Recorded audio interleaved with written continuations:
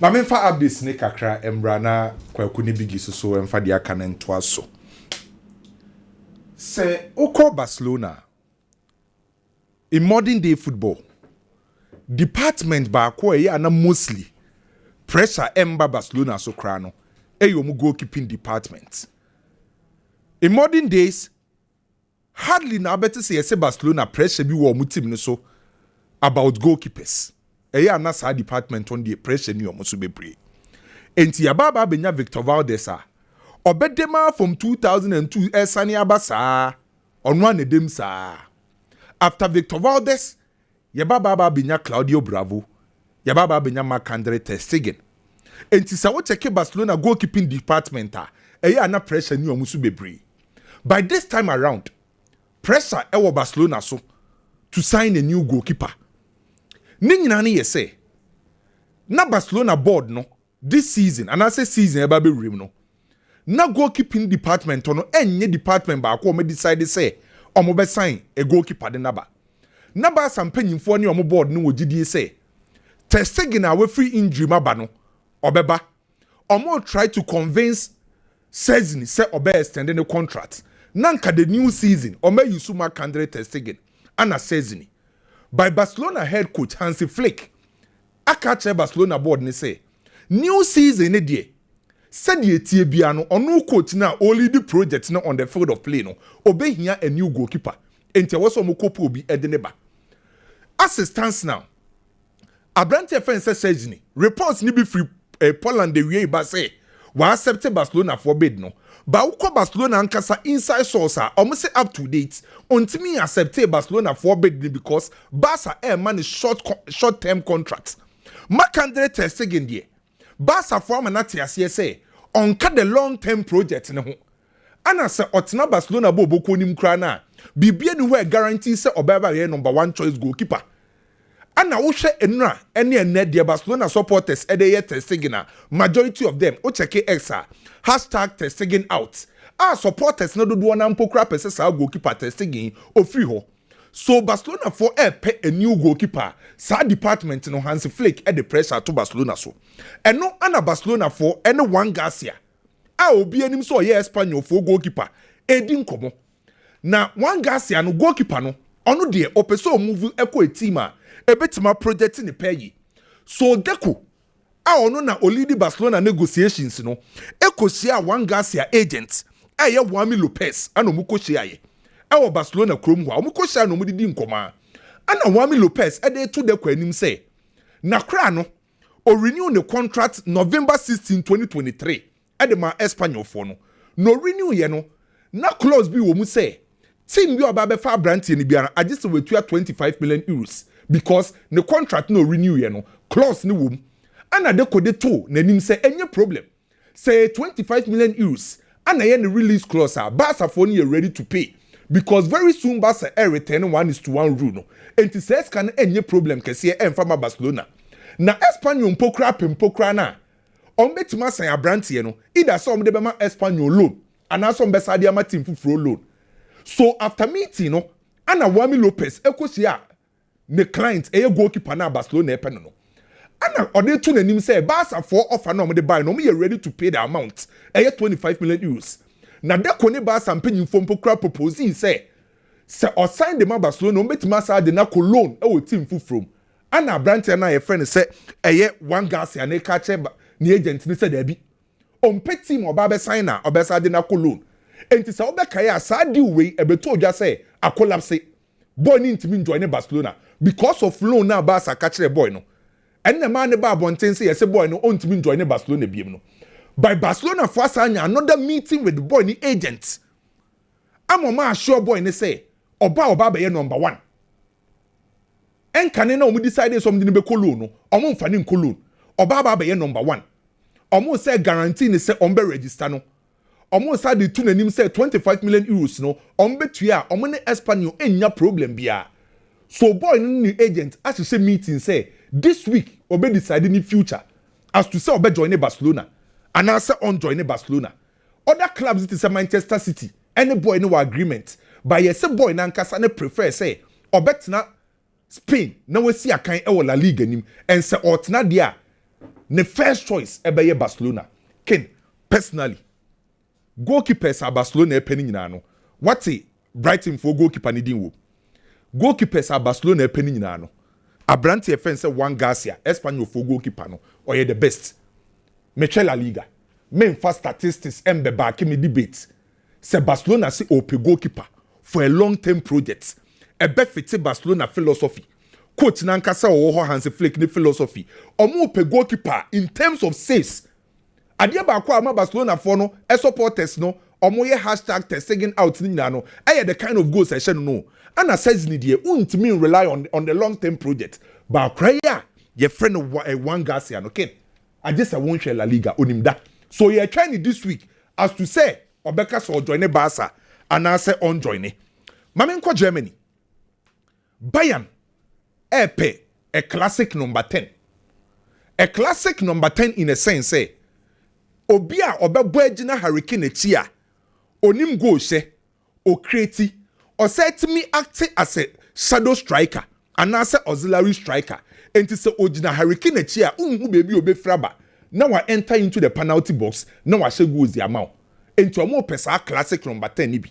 That's the reason why no many abrese. Omo pe Liverpool na preference Florent Fitz. As say na krane ko Liverpool bobuku ni. Na Bayern for ne de omo say. Omo budget for sa classic number 10 no 100 million euros. And to say o Florent Fitz do no omo say omo nko above 100 million euros. Into ho no mugina sa number 10 rule no budget o metwa to no 100 million. Na ma member breaking bi awie ya. Awie ye be ra studio. Barcelona are rejected offer from Bayern for Fremin Lopez. Awie ya. Bayern at the 60 million euros echo Barcelona so here for Fremin Lopez. Barcelona for antina simple kra ne Bayern for ankasa. Okay, say first minim first ani e troll letter oko eduma post officer be troll letter ni abo return and na ya pa. Barca sa abo Bayern for letter ni return. Sika na wo me say 60 million euros. Fremin Lopez. Fremin Lopez. 60 there yana. 60. Fremin Lopez 60 million. 60 million euros. O ma rejecting ewie ya. Bayern for na o de bid no echo. 60 million there no man janto ye. Barcelona for the almost say omo nton Fremin Lopez. Was a very good player, but me when say Okoba a squad player na. Yeah. Or a squad player. By Diama starter. Diama Fremin Lopez. Oma convincing na on person be ko bibia on ska na Inter for the buy e man nanse e be kan. Inter for the omo be ekoi e mo ma reject. E na wie Bayern 60 no. Say yes Hansi Flick aka kire Fremin Lopez say. Ni team no ohye no. Obi ani ho a number 10 row no. Oye guarantee say ho ye ne dia wo. O mo nyina. Pedri ni position oni obi ampre. Lamine Yamal position oni obi ampre. Rafinha fita oni obi mpre. Apart from some players no, obi a position enye guarantees a. Enti Fremin Lopez o maka che ne se otina Barcelona okosoro ba from obenya playing time. Enkrana wo Barcelona na 60 million dia na anopa awareness enkomohwe. Na omudi hu nkomo kakra. Se bia Bayern fa bonus so benya den. Enguso man nko be 70. Because omonkra na ne du ba bia wo ma bonse na bi muso ateko anawe. Ombo ne timi te kokra du ba bi kra hwe ne kra hu no. Ansu Fati me ka se mre bi 120 kra ba na woda. Omanje. Ene Monaco 20 million. Basa so mo hiyeska. But important pro key. O freche ba ne hu. And one of the reason why I met Hansi Flick as no.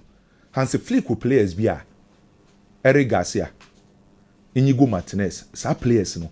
And found one amount of eba obedina say momentum because omo ye very key to ono ankasa coach no. Emu ye den o introduce sa players no. So Bayern 60 million euros omo dia kwa awie ya for Fremin Lopez o ma reject. Mame nko Italy. Juventus mi di nkomo wo ho ache. On say Jay-Z, rapper America, on one kasa agency, Rock Nation. Omoko Brazil, na agency bi wo ho ye friend TFM agency. And a Rock Nation for no kotoye. Emma ne be Rock Nation Brazil. So majority of Brazilian players ni no mase somo Vinicius Junior. Abrante friend say Gabriel Martinelli, omu nyina wo sa agency nim. Eho ana Hendrick Hendrick no si akande ma Real Madrid no, or was Jay-Z agency nim. onim say Juventus for a contacted Rock Nation for say omo pe Hendrick loan. Juve a contacted Rock Nation Brazil so omo pe Hendrick loan. Now Rock Nation for the so omo ye okay with the deal because Brazilian players omo for money no. Now the plan was top 3 players omo projected Rock Nation Brazil no. Na Vini. Anna Brandt friend say Gabriel Martinelli na Hendrick. By Hendrick then onya playing time with Real Madrid. Enti Rock Nation for nankasa team amana obetima konya playing time betima project no ana Rock Nation for so omo okay se Juventus for any abre omo pe Hendrick eni omo nsem omo ne Real Madrid for nko kasa ana Madrid for so aka che Juventus for say baby omo say no ni nyina be gina Jabi Alonso so se Jabi Alonso eka se Hendrick nkolo na omo ye ready to negotiate ana Jabi Alonso so aka che Florentino Perez ne Real Madrid for penny for say ono de odago sichi na Semunya striker the man na obetima ma Hendrick akọ. So Juventus convince Real Madrid for say Hendrick no embra loan. Okay. Na medima no wie no mame nko wie e Gazzetta dello Sport. Oma report to wie ya say Chelsea ekukuru offer e de Napoli bobu konim for Andre Frank Zambo. Ewie Angiza. Yes, ewie na Gazzetta dello Sport reported story. Na Angiza oba say. Yes, so my report to say Chelsea ewie de offer. Sa Chelsea fan obejina. If you say oye midfielder, oye deep midfielder. Na me read this story na me busa periodistas no. Omo say ade ba kwa ma Chelsea di offer na ekono. Omo per midfielder stability and a distribution. Na the main reason why omo choose Frank Andre Zambo ni eken. Where Chelsea deep midfielders no. Enzo Fernandez 5'10", followed ade wey. Caicedo 5'10". Romeo Lavia 5'11". Omo deep central midfielders no obi eni wowa. Omo enti omo pe deep central midfielder owa. Say the Ducori ne say me attention for no be here why. Say attention no mu choose dia. Say attention for me bro. And apart from attention obi obesa the stability aba no. But we only bobo. So can Napoli this season. But maybe say Chelsea with that middle no. Obobo say. Omo do so cra. Say road no dia aso mo do so. And we prove under Papa friends Antonio Conte. Ana Luciano Spalletti. Say you heard about this. You heard about this. And Zambo.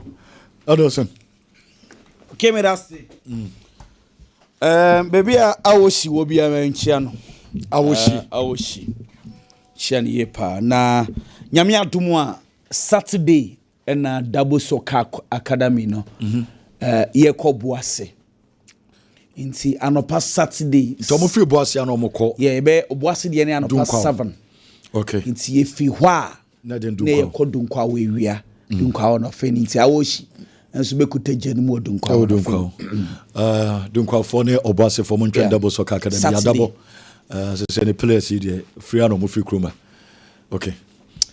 Camera say ya mon komo na fe ye ni komo yipa. Mame and shall say for Barcelona, maybe yet Barcelona discussions 1 or 2 but Barcelona phone a letter from Girona again.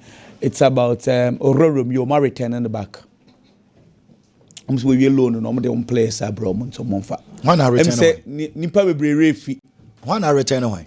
Girona for say Romeo no say alone no man side o ma dia bro. Nti Oma Sunday Romeo abre Barcelona. I match letter say thank you.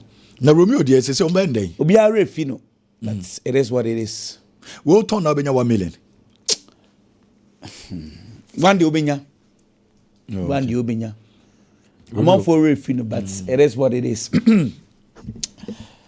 Testagen issue no. A very serious issue. As at 2 weeks ago, Barcelona for no money intention of going to buy a goalkeeper. Because Omni say woja section ebetsna. Because no winya nkomo no na eye positive. Testagen ebetsna. Inaki pena ye beton no ama nako. Na yama Astralaga ye promote na ama na bana 3 goalkeepers. But there are no guarantees that Testagen number number 1 and they not ninsanka da. Because section is said no see any day. On one obey number 1. Then Barcelona will have time and plan for the next goalkeeper next season. But Testagen situation in Nama Barcelona is serious to say. then they will have to go to the market and get a goalkeeper. Ken, football no, arechichirasemu bi enim. 2 seasons ago, La Liga player of the season, and your goalkeeper, player of the season went to Ter Stegen 2 seasons ago. He was on top of the world. When went there? Now, Ter Stegen situation is Ken. Aka 1 year near Kobo World Cup. Manuel Neuer wareta from the German national team. Says Abetona Bem. From 2016, he's been fighting the German national team goalkeeping, sir. A drum maybe no name Manuel Neuer, some Manuel Neuer nipa burning for Opera so beda. Okay. He has been waiting since 2016. Ekope menne 2025 in almost 10 years. After the time also, about the German national team. Say omo Stefano Tega, Oliver Boima, and the goalkeeper snare no. Omo say then you do. After they drew the 10. I can 1 year. Near World Cup.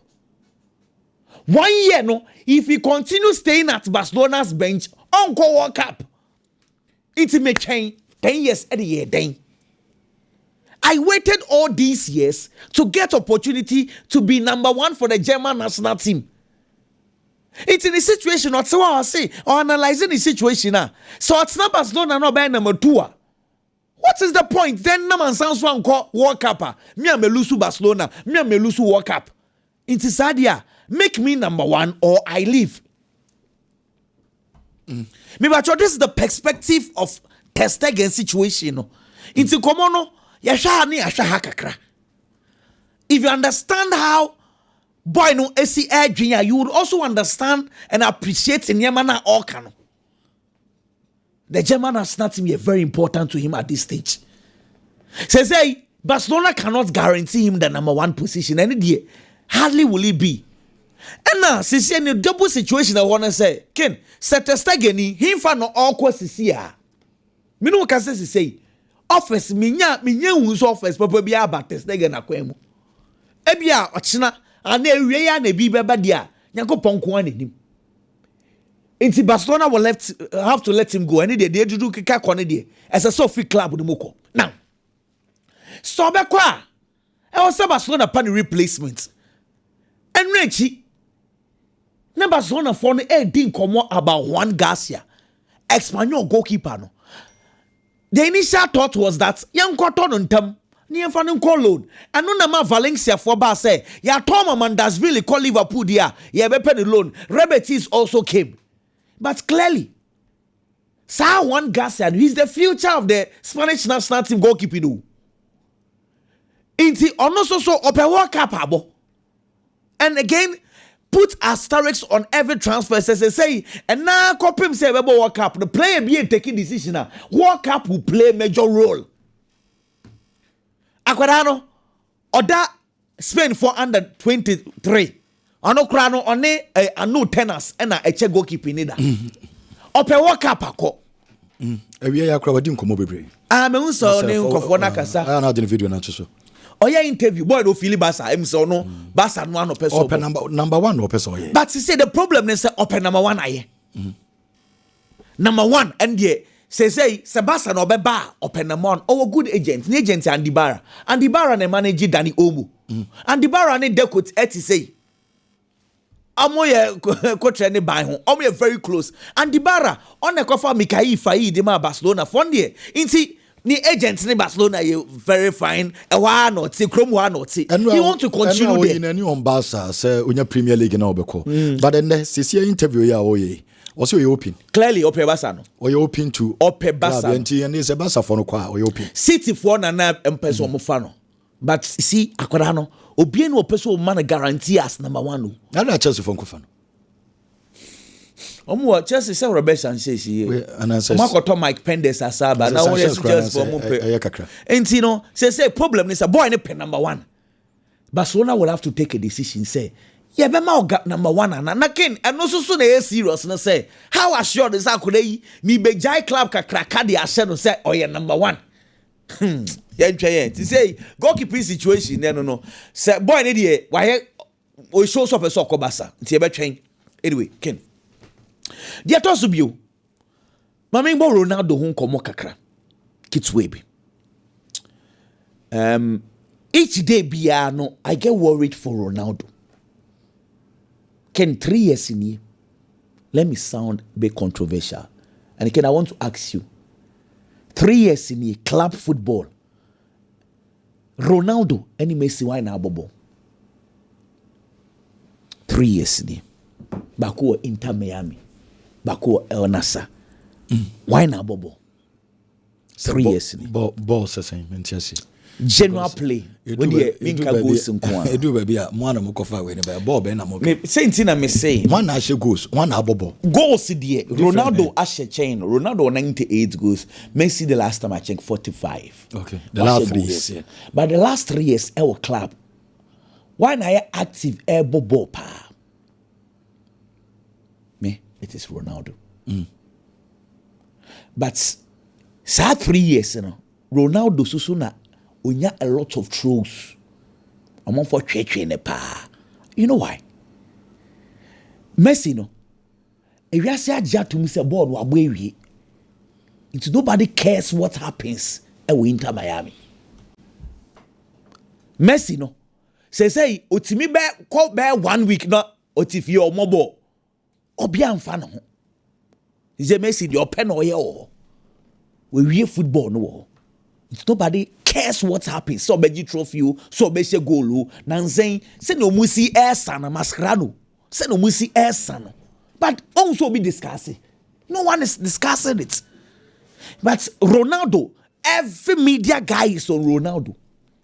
I say Ronaldo active. I think it's a unnecessary tension Ronaldo the ato no so. Ono na invite sa pressure no. Ronaldo is 40 years. 40 years now we do no. Aka kakra no catching 1,000 goals. Where is the pressure of winning trophies? Or the other? A 40-year-old Ronaldo. Ose no here sisi. Ronaldo pa. Oh, chebeka asam no meet him here. Remember na so na. Asam I don't get it. Because he has achieved everything. Aka walk up. And the SCC and Phantom change drew. Where is this pressure coming from? Why should go so no? He's playing individual, he's doing very well. So El Nassr Angie Trophy. Does it make Ronaldo a bad player? Share my Kasemcho. El Hilal. Last 2 years, the J League. Okofa Mitrovic. Akofa segment and coverage savage. Kafa Kubl Bali. The J League. Sa last 2 years, no make offer for Messi. Watch this. Also pay Messi. Wenya. Also pay Salah or the 150 million pounds. Echo Liverpool. Wenya. Okofa Neymar to 90 million. Neymar buy or more ball. Last year. One J trophy no this year one J trophy. Okay. See, El Hilal J trophy this year. Ni buefu say one J trophy. Adena Hilal for buefu. On say the club is huge. They cannot go 1 full year without winning trophy. Afi one J trophy no ope Bruno Fernandes, epe Victor Osimhen. Well, how serious some clubs are here. So say Bruno Fernandes on money 3 days and now copy him Thursday. Omo answer. They offer to table. No, so Manchester United 100 million pounds. Bruno Fernandes alone. Omo money 65 million pounds. Tax free. On taking decision. Manchester and Tom anybody we are. Jessica no. CR7 and the fans. And so for 2 others and German as a pressure no so. Ono also the question about Biana, measure 1,000 goals, and it can't be na as in Kufan almost 100. Okay, Biggie, Ken, what is 1,000 goals in found? Cristiano Ronaldo and Seminole. So, yeah, dear Cranna team 90 may achieve and be a And so, what you go, King, Anna? Dear man, had been said, and some trophy will come one cassa. And so I shall say, you want more cabby. Meet a guy back who obeying sports or in Central. Yes. What one would you quote? Yes, Abdulaziz Al-Nassr. Abdulaziz. Are you fatu screen as no be unkind? A hard dream. Because this is a person and as this is a guy who project him league in ID. Yeah. Ediamam. Okay, sir, being for no Wakatay. But Omona Saudi, you know. Share you on a fun is in to Sumami. nsɛm no kan no ano agent do one nsɛm na waka also in the last 2 seasons Al-Nassr has become weaker. A Cristiano Ronaldo goal is celebrated more than a team win. He has turned his teammates into his ball boys instead of warriors. All they do is make the seal celebration with him every time like little kids. Another season, over 30 seal, yet no title to show. Next, Ronaldo has goals. I'm on my seal baby more than 30. But only trophy be on the baba. Also turning in the teammates as ball boys. Into ball boys instead of warriors. It looks like say until you go, yes, celebrating the goal. More than team in a win. It looks like say the kind of project. I don't know person the Cristiano Ronaldo baba. Me feel say one way or the other. If these things machinated by Incrophobia, then it looks like say the Cristiano Ronaldo deal was to bring Ronaldo to Saudi, get the needed attention to attract other players. See, other players, the world attention. It's the Cristiano Ronaldo compo and why is so fair too? They haven't been fair to the player, but football and because we're project on league, you know. Into as a commentator, I also know because of league and intimate for so crying. Anymore. No can same way for player no normal league and I attractive na and I'm a league and we are singing. Since I grab your shot say Saudi league and go for money touching Turkey. And Portugal. France. Turkey, Portugal. Say France and your PH in a war. I'm on for her pa. And it's that make us say it makes me feel like say the Cristiano Ronaldo Barca the neighbor by yard. See the Conibia yenya attention na yepeno, yenya recognition na yepeno. And then because of Cristiano Ronaldo or Saudi Arabian team, there are other top European stars almost joining the Saudi Arabian League. A lot of them, countless. Untimi mobile. It is a Ebia Kwakwa could do our stage now. I feel that Cristiano Ronaldo should leave. And it is not just about the commentator Ken. Cristiano Ronaldo teammates on a free team minimum. It looks like say everything around the club Cristiano Ronaldo and the Kobasa now who he. And I feel say contract now on to me extend he should leave. Find another club now on the ball on him if only he still wants to play. Ken Arsenal, there is growing interest in a striker. And where Arsenal Bobo Kunim. He has some do be no about solve our problem in the amount. And the football no. Done the numbers game. It is be a player. Or your striker you be what she goes to say. Or your offensive midfielder you be assist to do away. So a defensive midfielder, you because the tackles then the clearances and the interceptions and so you're saying. Because football no, it's a start from just playing to become the numbers game.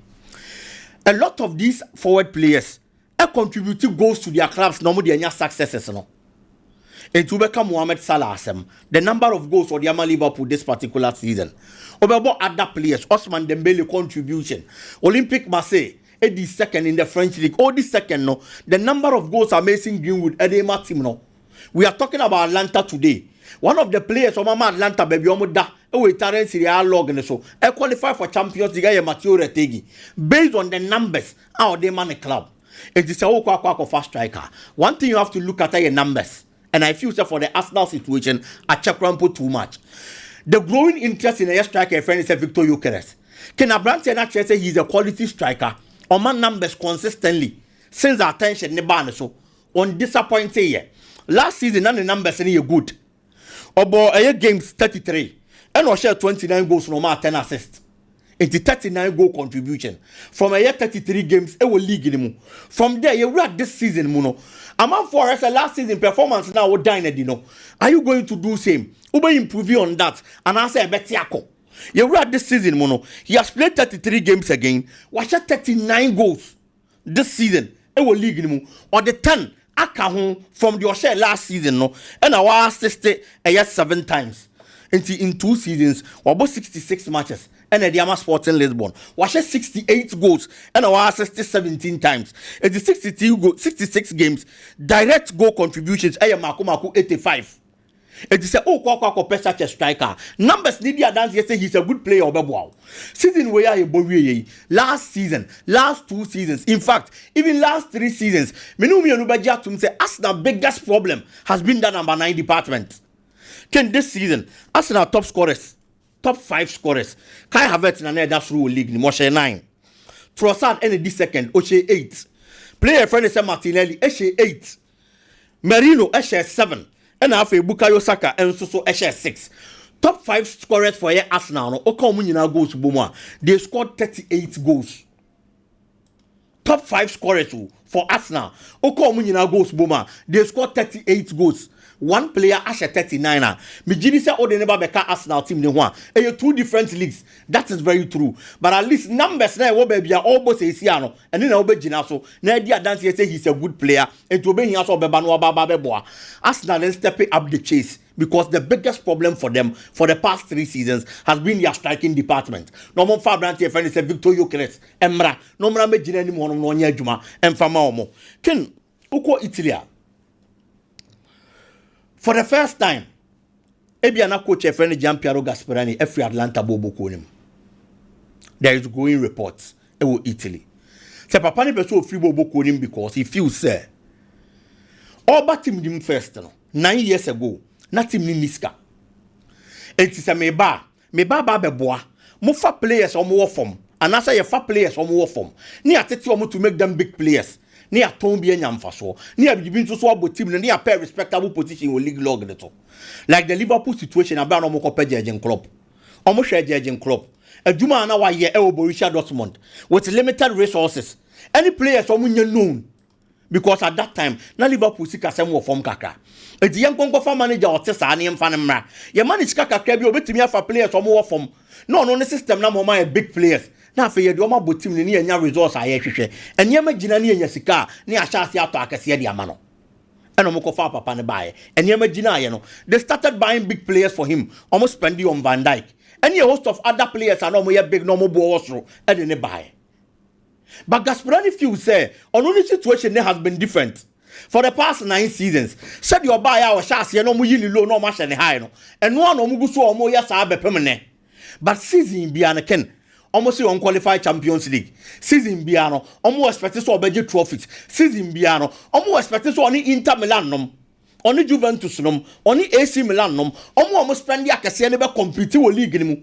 Now what me ye bibi e dia man Atlanta bobo kono. It is a sign of pressure na tie dia. E be ye den dia man so obetimi atena team nimu. No achieve results na almost hwehwe ama ne ma akon Ye both season we wie no. Retegin the top scorer in the Italian Serie A.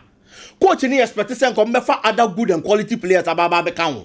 No wa build the kind of team o mo na hwehwe no. No mo de awura next season mu akwa Champions League. Na eventually league ni mu so mo timi compete for the title. But say amene wo ka say there are offers. Ebia retegi beko. Ademola Lookman na second top scorer with team ni mu with 15 league goals. Ken, as we speak, there are offers from other big clubs in Europe. Bayern Munich no money ade nyina. Enya brante na omope.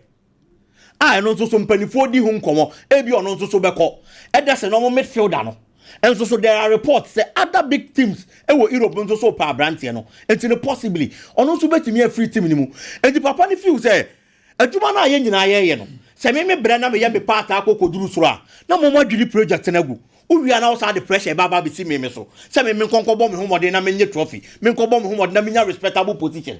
It is a say ya na beto aso na the top stars de bia mo beto ama na kode a obeja adwuma na to no apene ba bia fa but I feel say Atlanta mpanyifo ne papa ne nkasa adwuma na papa na ye ne ken ulusi such a manager emfa ne say ulusi manager keke getting players omo ye low profile players ubenya bebre but unya bebre ni wi a to groom them to become big players. Me no me no beja to say Ademola Lookman wo EP omu na nye say na ne level ne performance there. The man has added a lot to the players are offer. It is a ujane man ko. Now we say he's a manager keke obepefo fraba. Ebia na wan ntimi anya de ono no betimi afa low profile players. No grow mo to big players. It omo nwini hu mienu. No mo ne papa ni nkomo na possibly. De ohia so mbe ya ma no betena no. On that team no mo adwuma mfa ma Atlanta. Well, okay,